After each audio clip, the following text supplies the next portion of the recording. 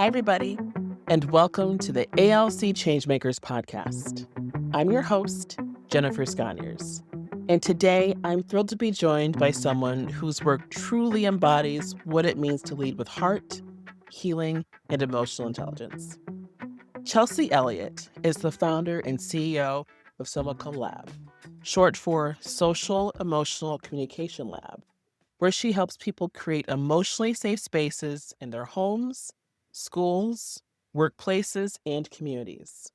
From youth programming and professional development to her powerful EQ Kids Crew card game, Chelsea is equipping individuals of all ages with the tools they need to build self-awareness, practice self-regulation, and show up more fully for themselves and others.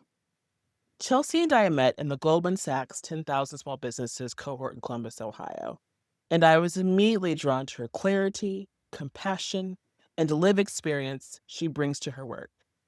In this conversation, we talk about her leadership journey, her personal connection to mental health advocacy, and what it takes to create community care that's rooted in real, everyday life. This episode is for anyone navigating uncertainty, holding space for others, or simply learning to lead with more intention and humanity. Let's dive in. Hi, everybody. Welcome to the ALC Changemakers podcast. I'm your host, Jennifer Sconyers, and today I'm with Chelsea Elliott. Chelsea and I met each other in the Goldman Sachs 10,000 Small Businesses cohort in Columbus, Ohio last fall.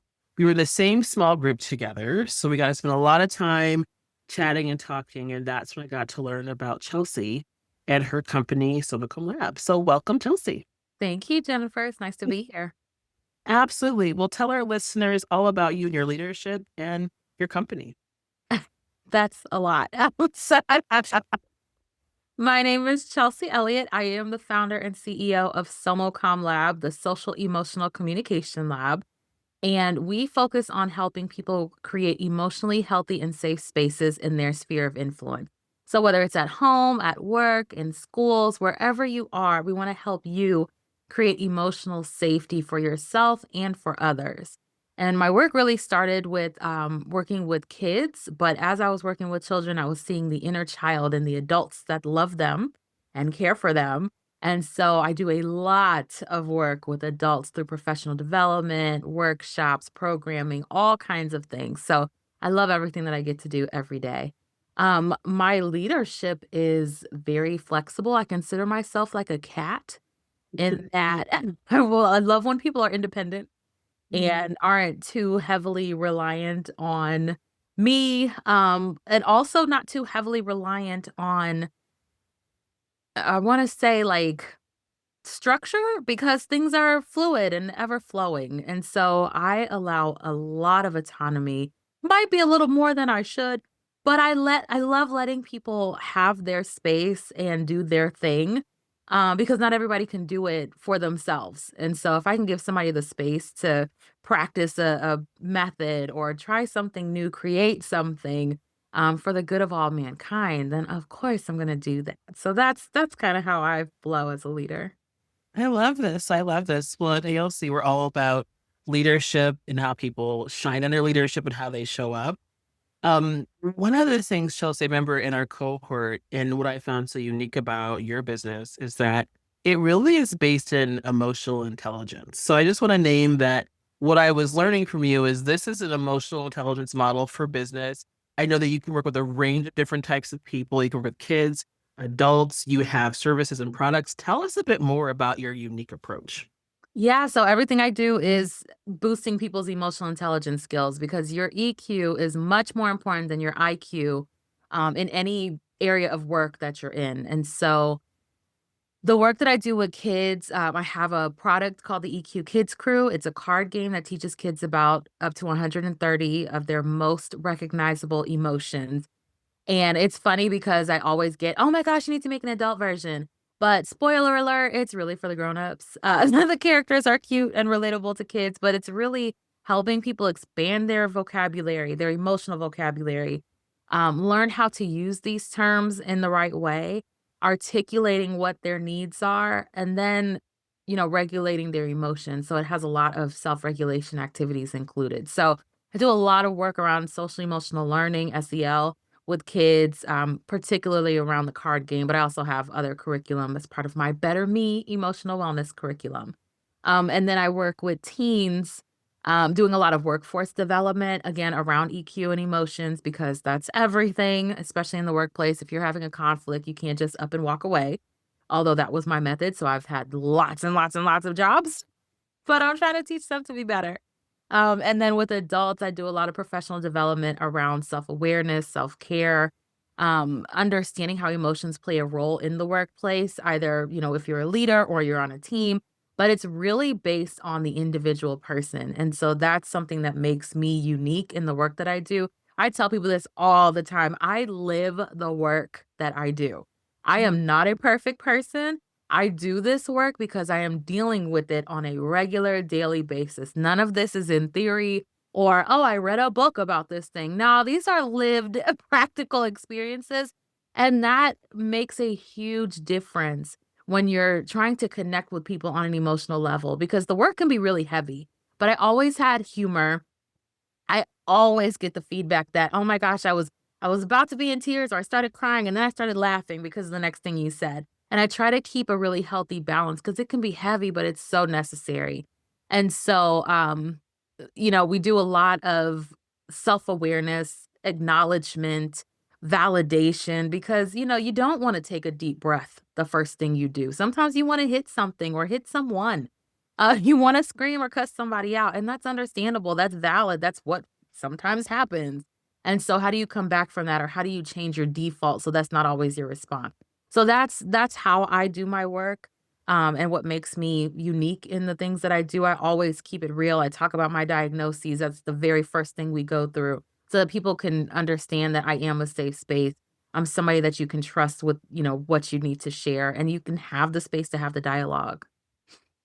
I love this. Well, share more about like you, like what makes you uniquely qualified to do this? Because I'm hearing you say, you share your diagnoses, you're living the work. So tell our listeners a bit about you and what brought you to this particular type of work.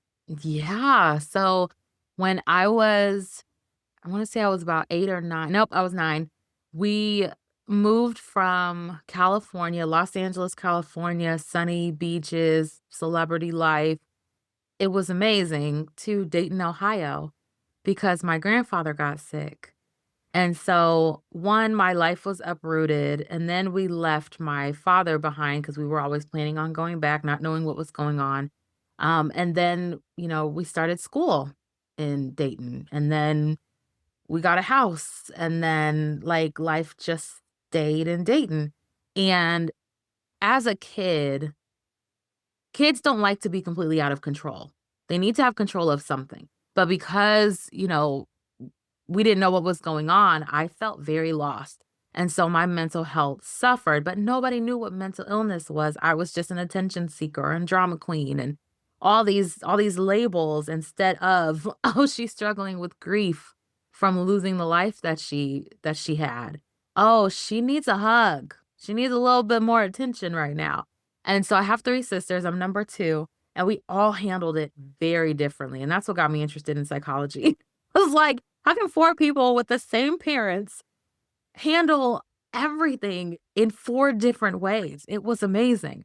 But I developed suicidal ideation, depression, anxiety, eating disorders, and all kinds of things trying to fix myself because I didn't think it was okay to have the feelings that I had.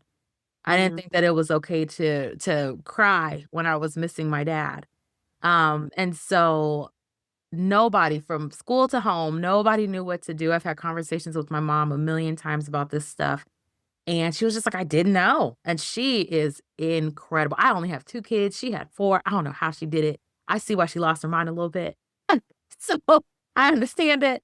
But it was tough. It was very tough. And I wanted to end my life for a large majority of it because I thought something was wrong with me. So then when I went to college, I wanted to do interior design so badly, but as soon as I sat down to register for classes, I switched everything to psychology. And the Mhm. more I learned about mental health and mental illness and what these things were. I went to the free psych services and went to therapy and got diagnosed formally with all the things, and it was such a revelation. It was such an eye opener. And it wasn't, "Oh, woe is me, I have all these problems." It was, "Oh, thank God there's a name for it. I don't have to end my life. If there's a Mhm. name for it, this has been studied, there are solutions. I'm good to go." Like, I know I'm not alone. And so that has helped me to have these conversations more openly, to discuss this stuff. The other day, it was last week, I had a panic attack and I just grabbed my phone and put on Facebook, like, "I'm not doing well today. I need prayer." Mhm. And that can be really open and vulnerable for it to Yeah. but the amount of love and support that came through from that, and people are still checking on me and like, "Hey, I just want to make sure you're okay." I got prayers galore, like people typing them up, sending them as voice notes, just texting me. It was so beautiful to get support. And Mhm. so that's what I'm trying to give to the rest of the world. I want people to know it's okay for you to have these moments. I live this stuff. I Yeah. I still deal with depression. I still deal with suicidal thoughts, but I know that I can get out of it. I know that there's something beyond that. It can just be a passing thought. And so that's what I do and that's what I love to do. And knowing that there are other people that have said, "Oh my gosh, I'm so glad you shared that," or "I thought I was the only one. Now I feel a little better." Um, Mhm. that just keeps me going every day. I love that. Well, I'm hearing a few things. I'm hearing support. So for listeners, you've heard from a couple of other guests of ours on the podcast, this whole idea of support, what that means when we're having like interrelational connection and how it's so human and how it's so necessary. So this whole idea of support is a value we have at ALC and the importance of creating conditions for a caring surround and having a web of relationships you can rely on. And that's actually really important to our work. And whether it's an organization or a team or an individual, like having that's so important because I think so many people are in isolation, especially now. And then they don't have the support. They don't know how to like self-regulate anyway. And that causes other challenges and problems. Say a bit more about the work you're doing right now. Do you have any emerging projects or workshops or things that you're really excited about? When our listeners, Yeah, I'm actually really excited. I have so many. So I'm running a summer program with the city of Columbus, which I'm super excited about, providing workforce development to the teen interns who want to, they're working for the city. And so they want to learn more about emotional intelligence and how to have healthy conflicts and things like that. And so I'm running a summer program, which is going to be very intense, but I'm very excited about it. I also have a new program through my company. So something that I'm doing that's kind of scary, um, working more B2C is the Community Care Collective, which is a 4-week mental health training program. It's 1 day a week, virtual, in the evenings to help people that serve their communities, that love their communities, that are, in village and community with others. It helps them to understand mental health on a different, more clinical level, but you're not being trained to be a clinician, but you have more definitive terms and more um, evidence-based knowledge on what signs to look out for, what things to say, what not to say, and what you can do to be a real support and resource. So I'm sure the people that are listening to this, your amazing, incredible audience, are often the go-to person for their people. They're the strong friends, the ones that are always looked to. And so those people often don't have formal mental health anything. And so, I've heard from a lot of people like, "Yeah, I'm the hood therapist," or, and it's so cute to hear when a teenager says that and they're so proud of their knowledge. I'm like, "What kind of formal training have you had? What kind of anything? What kind of background do you have in this?" And so that's my goal is to give people this background. It's an incredible program with some really awesome impactful partnerships. And I'm really excited to start that in July. And the second cohort is in October. And then I also have a partnership coming up with a Sirius XM radio host, and I'll share a little bit more about that as it goes along. But they yeah. want to do some more work with youth and around mental health and emotional wellness. And so I'm really excited to have all three of those coming up. I love that. I love that. That's so exciting for you and what you're doing at Sōmōcom Labs. I'm super curious because there's so much happening in our world right now. And I know a lot of our listeners are people who they're in the community in some way, shape, or form, right? They're leaders in their community, they're leading organizations or teams. They're concerned about what they're seeing and noticing, experiencing. I'm curious from your perspective and the work that you do, what are some challenges that you're facing, that you're overcoming, or that your business is managing right now, just given the greater global context, we'll say, of our time? I think, as you think about Maslow's hierarchy of needs, at the bottom is making sure your basic needs are met. And the tip top is that self-actualization. And so there are a lot of people that are kind of being pushed back down to the basics. Yeah. And, we want to give them this wonderful support and these great resources and tools, but they're not as immediate as making sure they have food or gas, making sure that they still have a home and a livelihood. And so that's a challenge that I think a lot of companies and organizations are facing. If you're not providing those services, or if you're not a nonprofit, or if you are a nonprofit, making sure that you're not just saying you're serving one demographic, because you'll probably be shut down, or your funding has probably been Mhm. stripped. Even Meals on Wheels, like your funding gets, Yeah. knocked down quite a bit. And so seeing a lot of things being reduced is a big challenge. I know people are feeling bad about their situations or themselves, because of the predicaments that they're in, Mhm. but helping them understand, like, this isn't your fault and things will get better. Mhm. It can be hard, but it's a message that they need to hear, and they might not believe you in the moment, but it's something that can sit in the back of their minds for when they are ready to receive that. But Mhm. those are a few things. The uncertainty is giving people a lot of anxiety, and that Yeah. anxiety is trickling down to the village that they support, whether it's in their own household. And so a lot of kids are really anxious because they're feeling and seeing that anxiety. Yeah. Or, the people that they're caregiving for, their friendships are fading because, "Well, you never reach out." Well, I'm too anxious to talk about all these horrible things that I'm feeling are coming down the pike. So, Yeah. there's a lot going on. Um, Yeah. I'm always looking for the good news. There's always going to be something, but as often as possible, I'm looking for the good news and those little moments, those little seeds that are being planted to help boost something later on down the road. Those are the things that I'm always looking for, and that helps me to keep going. But man, it's hard out here, and we all Yeah. just need to take a break. We need to take a break. For sure. And I think that's where also like the community piece comes in too, right? Like a lot of like the community care collective you have, like there's spaces that you are developing for people who are ready, willing, and able to help navigate and cope Yeah. and develop, their skills. Because I think that something that's unique about your business is that you are equipping people with the emotional intelligence tools to navigate all kinds of really challenging situations. And where we are now is a definition of a challenging situation, to put it mildly. So for listeners, I think this is one of the reasons why I wanted to make sure I had Chelsea on the podcast, because there's so many ways that we believe at ALC the importance of equipping people with the tools and knowledge to navigate all kinds of change. And you need a village, you need a community, you need emotional intelligence skills and training to do that. You can't do it in a vacuum. So I know we haven't worked together yet. We've talked about collaboration. Just saying for listeners that there's a lot of values alignment between what you're doing at Sōmōcom Labs and what we do at ALC. So I just want to name that to our listenership.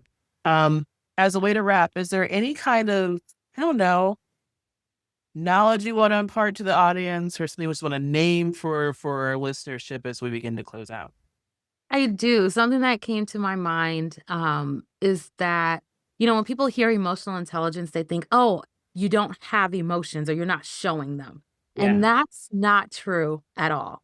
Having the self-awareness to say, "Oh, I know this situation is a trigger," or, "Oh, that usually bothers me," and being able to have healthy coping mechanisms, including crying, punching a pillow, Mhm. screaming into a pillow, like, there are certain things that you are absolutely 100% allowed to do, and still it's still considered emotionally intelligent. It's about knowing yourself, knowing what works for you, and doing things in a healthy way. And Mhm. so being able to identify that in each individual can take time. It has to take practice. But I just wanted to say that a lot of times people think, oh, I'm not emotionally intelligent because I cried. No, that's not true. That's not true at all. If you can have healthy relationships, you recognize emotions in other people, like those all are included. And so it's okay to cry. It's okay to have feelings. We are human and they are needed. And it's Mhm. more people need to share them so others know that it's okay too. I love that. Well, thank you so much for taking the time to talk to me today, Chelsea. Where can our listeners find you? Yeah, my website is somocomlab.com. That's SOMOCOMLAB.com. And everything is on there. I'm on all the platforms at Somocom Lab as well. I love it. Well, thank you so much for taking the time. For listeners, if you want to learn more about Chelsea or any of our folks, find us on our website, jennifersconyers.com. You can also follow us on LinkedIn. All right, everyone. Until next time. Thank you so much for joining us today on the ALC Changemakers podcast. If you found today's conversation inspiring or helpful, we'd love it if you'd subscribe, rate, and leave a review. It helps other changemakers like you find our show. At Abundance Leadership Consulting, we believe in building sustainable leadership in connected communities through justice, courage, and care. If you want to learn more about our work, access leadership resources, or connect with our community, head over to jennifersconyers.com. Until next time, keep leading with purpose, keep building relationships that matter, and keep creating change, one bold step at a time.